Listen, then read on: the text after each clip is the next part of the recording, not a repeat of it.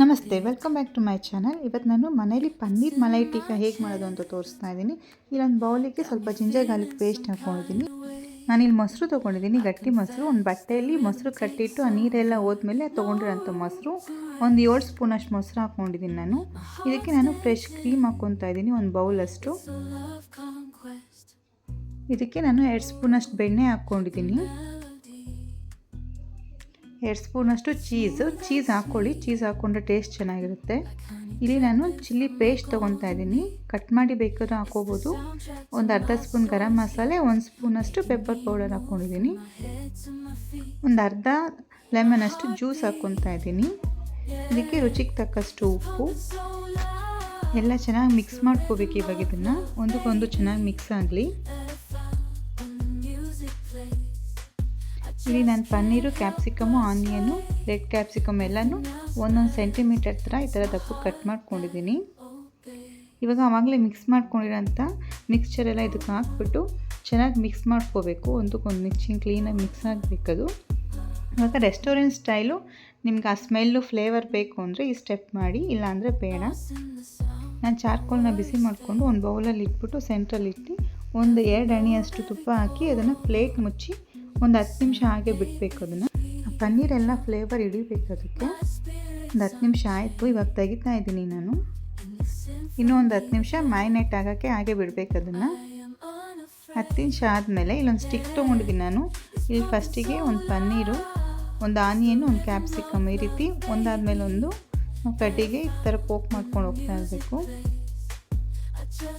ಬೇಕಿದ್ರೆ ಟೊಮೆಟೊನೂ ಹಾಕ್ಕೋಬೋದು ನೀವು. ಇಲ್ಲಿ ಕ್ಯಾಪ್ಸಿಕಮ್ ಒಂದು, ಆನಿಯನ್ ಒಂದು ಪನ್ನೀರು ಈ ರೀತಿ ಪೋಕ್ ಮಾಡ್ಕೊತಾ ಇದ್ದೀನಿ. ಇದೇ ರೀತಿ ಎಲ್ಲ ಪನ್ನೀರು ರೆಡಿ ಮಾಡಿ ಇಟ್ಕೋಬೇಕು ಫಸ್ಟಿಗೆ ನಾವು. ಈಗೆಲ್ಲ ರೆಡಿ ಆಗಿದೆ. ಇವಾಗ ನಾನು ಒಂದು ಪ್ಯಾನ್ ಇಟ್ಕೊತಾ ಇದ್ದೀನಿ ಬಿಸಿ ಮಾಡ್ಕೊಳಕ್ಕೆ.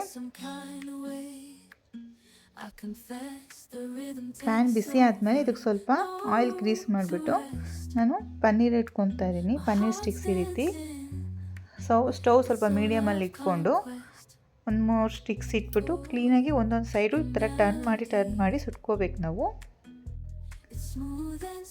ಈ ರೀತಿ 3 ಟರ್ನ್ ಮಾಡಿ 4 ಸೈಡು ಕ್ಲೀನಾಗಿ ಸುಟ್ಕೋಬೇಕು. ಒಂದು 70% ಈ ರೀತಿ ಆಗೋವರೆಗೂ ಸುಟ್ಕೋಬೇಕು ಕ್ಲೀನಾಗಿ. ಈಗ ಆಗಿದೆ ಇದು. ಇದನ್ನೆಲ್ಲ ನಾನು ಪ್ಯಾನಿಂದ ತೆಗೆದ್ಬಿಟ್ಟು ಗ್ಯಾಸ್ ಮೇಲೆ ಈ ರೀತಿ ಒಂದು ಗ್ರಿಲ್ ಇಟ್ಕೊಳ್ಳಿ. ಗ್ರಿಲ್ ಇಟ್ಕೊಂಡು ಅದ್ರ ಮೇಲೆ ನಾವು ಆವಾಗಲೇ ಆಗಿರೋಂಥ ಪನ್ನೀರನ್ನ ಇಟ್ಕೊಂಡು ಈ ರೀತಿ ಸುಡಬೇಕು. ಇದ್ರ ಮೇಲೆ ಸ್ವಲ್ಪ ನಾವು ಆಯಿಲ್ ಹಾಕಿದ್ರೆ ಇನ್ನೂ ಚೆನ್ನಾಗಾಗುತ್ತೆ. ಹಾಕ್ಬಿಟ್ಟು ಒಂದು 2 ಮಿನಿಟ್ಸ್ 4 ಸೈಡು ಈ ರೀತಿ ಟರ್ನ್ ಮಾಡಿ ಸುಡಬೇಕು ಅದನ್ನು. ಹೀಗೆ ಎಲ್ಲನೂ ನಾವು ಅರ್ಧ ಆಗೋವರೆಗೂ ನಾವು ಪ್ಯಾನಲ್ಲಿ ಮಾಡಿಕೊಂಡು ಇನ್ನು ಸ್ವಲ್ಪ ಲಾಸ್ಟಿಗೆ ಆ ಫ್ಲೇವರ್ ಎಲ್ಲ ಬರೋದಕ್ಕೆ ಆ ರೀತಿ ಸುಟ್ಕೋಬೇಕು. ಇಲ್ಲಿ ಗ್ರೀನ್ ಚಟ್ನಿಗೆ ನಾನು ಸ್ವಲ್ಪ ಪುದೀನ, ಸ್ವಲ್ಪ ಕೊತ್ತಂಬರಿ ತೊಗೊಂಡಿದ್ದೀನಿ. 2 ಸಮ ಪ್ರಮಾಣವಾಗಿ ತೊಗೊಂಡು ಅದಕ್ಕೆ 1-2 ಬೆಳ್ಳುಳ್ಳಿ, 1-2 ಚಿಲ್ಲಿ, ನಿಮಗೆ ಖಾರಕ್ಕೆ ಎಷ್ಟು ಬೇಕೋ ಅಷ್ಟು ಹಾಕ್ಕೊಳ್ಳಿ ಚಿಲ್ಲಿ.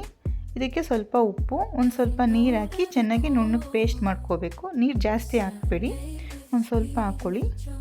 ಇದಕ್ಕೆ ನಾನಿವಾಗ ಮೊಸರು ಹಾಕ್ಕೊತಾ ಇದ್ದೀನಿ. ಮೊಸರು ಹಾಕ್ಬಿಟ್ಟು ಚೆನ್ನಾಗಿ ಮಿಕ್ಸ್ ಮಾಡ್ಕೋಬೇಕು. ಉಪ್ಪು ನೋಡಿ ಅಡ್ಜಸ್ಟ್ ಮಾಡ್ಕೊಳ್ಳಿ. ಈಗ ಚಟ್ನಿನೂ ರೆಡಿ ಆಯಿತು. ಎಲ್ಲ ಸಬ್ಸ್ಕ್ರೈಬ್ ಆಗಿಲ್ಲ, ದಯವಿಟ್ಟು ಸಬ್ಸ್ಕ್ರೈಬ್ ಆಗಿ, ಲೈಕ್ ಮಾಡಿ, ಶೇರ್ ಮಾಡಿ. Thank you.